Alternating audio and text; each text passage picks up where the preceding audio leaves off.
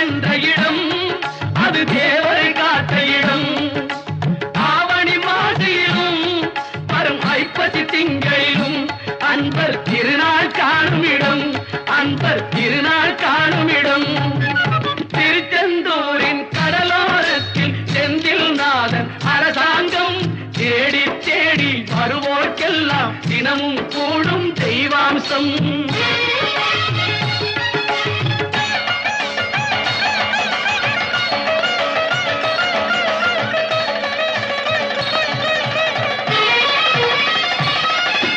கோவிலின் அருகினில் கூடிய கூட்டங்கள் தலையா கடல் அலையா,